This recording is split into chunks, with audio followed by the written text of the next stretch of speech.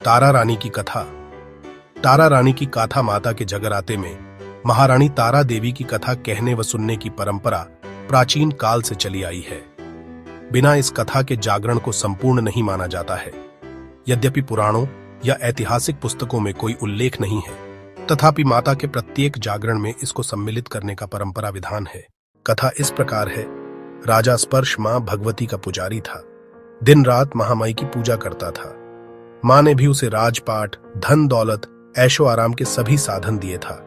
कमी थी तो सिर्फ यह कि उसके घर में कोई संतान न थी। यही गम उसे दिन रात सताता। वो मां से यही प्रार्थना करता रहता था कि मां मुझे एक लाल बख्श दो ताकि मैं भी संतान का सुख भोग सकूं। मेरे पीछे भी मेरा नाम लेने वाला हो, मेरा वंश भी चलता रहे। मां ने उसकी पुकार सुन ली। एक दिन मां ने आकर राजा को स्वप्न में दर्शन दिए और कहा है, हे राजन, मैं तेरी भक्ति से बहुत प्रसन्न हूँ और तुझे वरदान देती हूँ कि तेरे घर में 2 कन्याएं जन्म लेंगी। कुछ समय के बाद राजा के घर में एक कन्या ने जन्म लिया। राजा ने अपने राज दरबारियों को बुलाया, पंडितों व ज्योतिषों को बुलाया और बच्ची की जन्म कुंडली तैयार करने का हुक्म दिया। पंडित तथा ज्योतिषियों ने उस बच्ची की जन्म कुंडली तैयार की और कहा, हे राजन, यह कन्या तो साक्षात देवी है।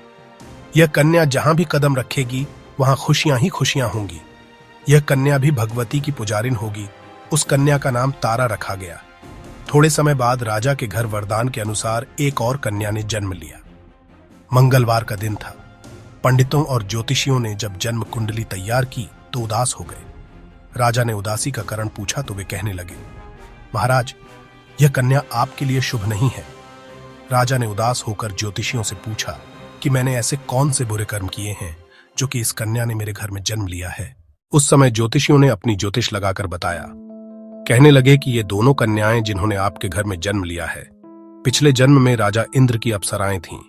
इन्होंने सोचा कि हम भी मृत्युलोक में भ्रमण करें तथा देखें कि मृत्युलोक पर लोग किस तरह रहते हैं। दोनों ने मृत्युलोक पर एकादशी का व्रत रखा। बड़ी बहन का नाम तारा था, छोटी बहन का नाम रूकमन। बड़ी बहन तारा ने अपनी छोटी बहन से कहा कि रूकमन, आज एकादशी का व्रत है, हम लोगों ने आज भोजन नहीं खाना, तू बाजार जाकर फल ले आ। रूकमन बाजार फल लेने के लिए गई। वहां उसने मछली के पकोड़े बनते देखे। उसने अपने पैसों के तो पकोड़े खा लिए तथा तारा के लिए फल लेकर वापस आ गई। फल उसने तारा को दे दिए। तारा ने पूछा कि तू अपने लिए फल क्यों नहीं लाई, तो रूकमन ने बताया कि उसने मछली के पकोड़े खा लिए हैं। उसी वक्त तारा ने शाप दिया, जा नीच, तूने एकादशी के दिन मांस खाया है, नीचों का कर्म किया है। जा, मैं तुझे शाप देती हूं, तू नीचों की जून पाए। छिपकली बनकर सारी उम्र मांस ही कीड़े मकोड़े खाती रहे। उसी शहर में एक ऋषि गुरु गोरख अपने शिष्यों के साथ रहते थे। उनके शिष्यों में एक चेला तेज स्वभाव का तथा घमंडी था। एक दिन वो घमंडी शिष्य पानी का कमंडल भरकर खुले स्थान में एकांत में जाकर तपस्या पर बैठ गया। वो अपनी तपस्या में लीन था। उसी समय उधर से एक प्यासी कपिला गाय आ गई। उस ऋषि के पास पड़े कमंडल में पानी पीने के लिए उसने मुंह डाला और सारा पानी पी गई। जब कपिता गाय ने मुंह बाहर निकाला तो खाली कमंडल की आवाज सुनकर उस ऋषि की समाधि टूटी। उसने देखा कि गाय ने सारा पानी पी लिया था। ऋषि ने गुस्से में उस कपिला गाय को बहुत बुरी तरह चिमटे से मारा। वह गाय लहूलुहान हो गई। यह खबर गुरु गोरख को मिली। उन्होंने जब कपिला गाय की हालत देखी तो उस ऋषि को बहुत बुरा भला कहा और उसी वक्त आश्रम से निकाल दिया। गुरु गोरख ने गाय माता पर किए गए पाप से छुटकारा पाने के लिए कुछ समय बाद एक यज्ञ रचाया। इस यज्ञ का पता उस शिष्य को भी चल गया जिसने कपिला गाय को मारा था। उसने सोचा कि वह अपने अपमान का बदला जरूर लेगा। यज्ञ शुरू हो गया। उस चेले ने एक पक्षी का रूप धारण किया और चोंच में सर्प लेकर भंडारे में फेंक दिया, जिसका किसी को पता न चला। एक छिपकली जो पिछले जन्म में तारा देवी की छोटी बहन थी तथा बहन के शाप को स्वीकार कर छिपकली बनी थी, सर्प का भंडारे में गिरना देख रही थी। उसे त्याग व परोपकार की शिक्षा अब तक याद थी। वह भंडारा होने तक घर की दीवार पर चिपकी समय की प्रतीक्षा करती रही। कई लोगों के प्राण बचाने हेतु उसने अपने प्राण न्योछावर कर लेने का मन ही मन निश्चय किया। अब खीर भंडारे में दी जाने वाली थी। बांटने वालों की आंखों के सामने वह छिपकली दीवार से कूदकर कढ़ाई में जा गिरी। नादान लोग छिपकली को बुरा भला कहते हुए खीर की कढ़ाई को खाली करने लगे। उन्होंने उसमें मरे हुए सांप को देखा। तब सबको मालूम हुआ कि छिपकली ने अपने प्राण देकर उन सब के प्राणों की रक्षा की है। उपस्थित सभी सज्जनों और देवताओं ने उस छिपकली के लिए प्रार्थना की कि उसे सब योनियों में उत्तम मनुष्य जन्म प्राप्त हो तथा अंत में वह मोक्ष को प्राप्त करे। तीसरे जन्म में वह छिपकली राजा स्पर्श के घर कन्या जन्मी। दूसरी बहन तारा देवी ने फिर मनुष्य जन्म लेकर तारामती नाम से अयोध्या के प्रतापी राजा हरिश्चंद्र के साथ विवाह किया। राजा स्पर्श ने ज्योतिषियों से कन्या की कुंडली बनवाई। ज्योतिषियों ने राजा को बताया कि कन्या आपके लिए हानिकारक सिद्ध होगी, शकुन ठीक नहीं है, अत आप इसे मरवा दीजिए। राजा बोले, लड़की को मारने का पाप बहुत बड़ा है, मैं उस पाप का भार नहीं बन सकता। तब ज्योतिषियों ने विचार करके राय दी, हे राजन, आप एक लकड़ी के संदूक में ऊपर से सोना चांदी आदि जड़वा दें, फिर उस संदूक के भीतर लड़की को बंद करके नदी में प्रवाहित कर दीजिए। सोने चांदी से जरा हुआ संदूक अवश्य ही कोई लालच से निकाल लेगा और आपकी हत्या कन्या को भी पाल लेगा। आपको किसी प्रकार का पाप न लगेगा। ऐसा ही किया गया और नदी में बहता हुआ संदूक काशी के समीप एक भंगी को दिखाई दिया। वह संदूक को नदी से बाहर निकाल लाया। उसने जब संदूक खोला तो सोने चांदी के अतिरिक्त अत्यंत रूपवान कन्या दिखाई दी। उस भंगी के कोई संतान नहीं थी। उसने अपनी पत्नी को वह कन्या लाकर दी तो पत्नी की प्रसन्नता का ठिकाना न रहा। उसने अपनी संतान के समान ही बच्ची को छाती से लगा लिया।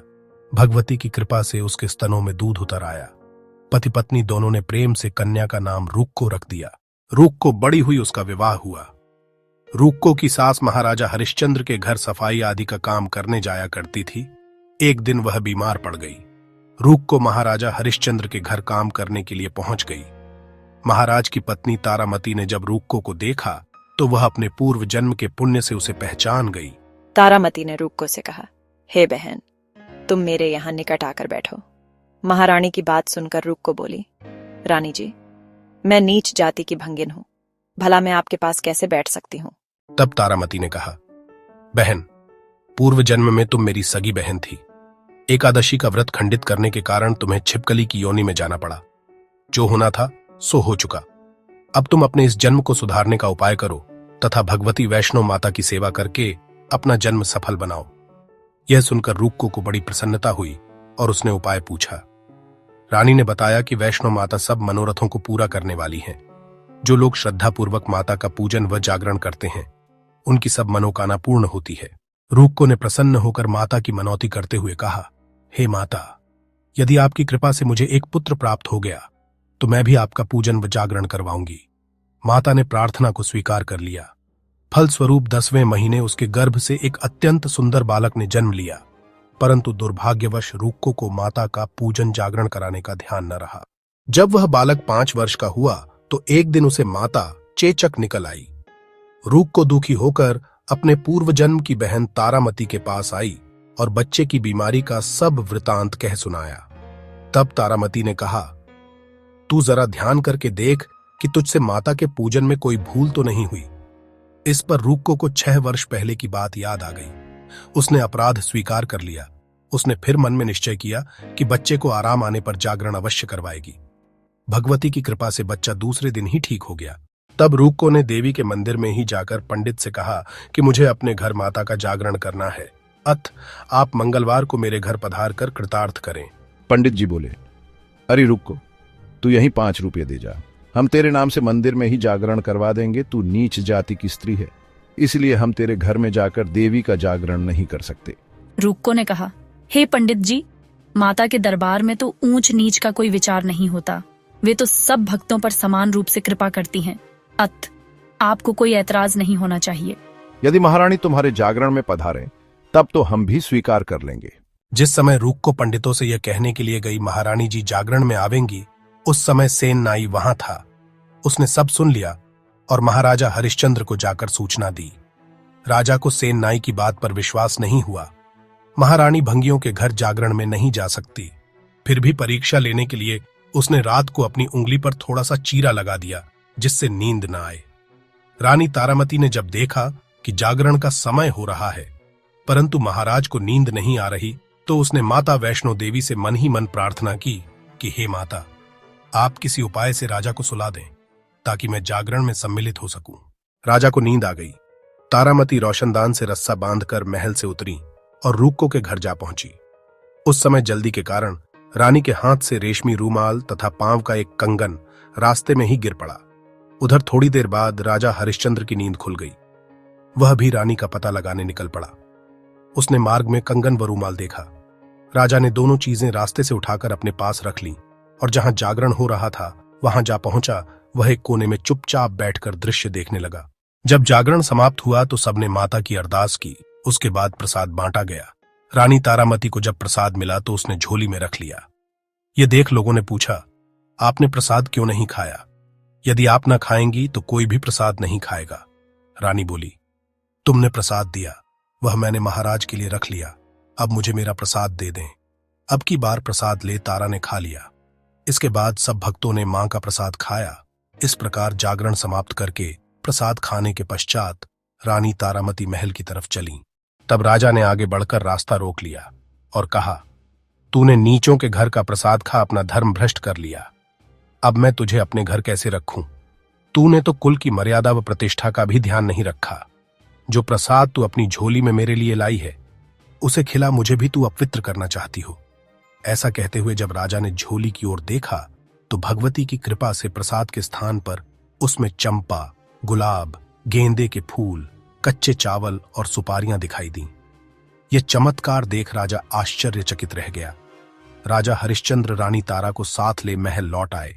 वहीं रानी ने ज्वाला मैया की शक्ति से बिना माचिस या चकमक पत्थर की सहायता के राजा को अग्नि प्रज्वलित करके दिखाई, जिसे देखकर राजा का आश्चर्य और बढ़ गया। रानी बोली, प्रत्यक्ष दर्शन पाने के लिए बहुत बड़ा त्याग होना चाहिए।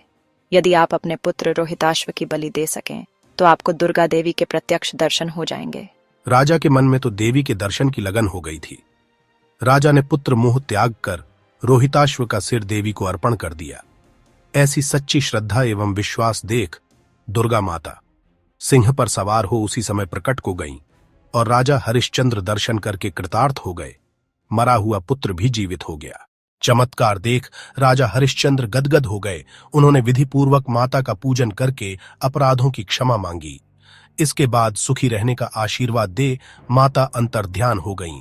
राजा ने तारा रानी की भक्ति की प्रशंसा करते हुए कहा, हे तारा, तुम्हारे आचरण से अति प्रसन्न हूं। मेरे धन्य भाग जो तुम मुझे पत्नी रूप में प्राप्त हुई। आयु पर्यंत सुख भोगने के पश्चात राजा हरिश्चंद्र, रानी तारा एवं रूकमन भंगिन तीनों ही मनुष्य योनि से छूटकर देवलोक को प्राप्त हुए। माता के जागरण में तारा रानी की कथा को जो मनुष्य भक्ति पूर्वक पढ़ता या सुनता है उसकी सभी मनोकामनाएं पूर्ण होती हैं, सुख समृद्धि बढ़ती है, शत्रुओं का नाश होता है। इस कथा के बिना माता का जागरण पूरा नहीं माना जाता। बोलो सांचे दरबार की जय।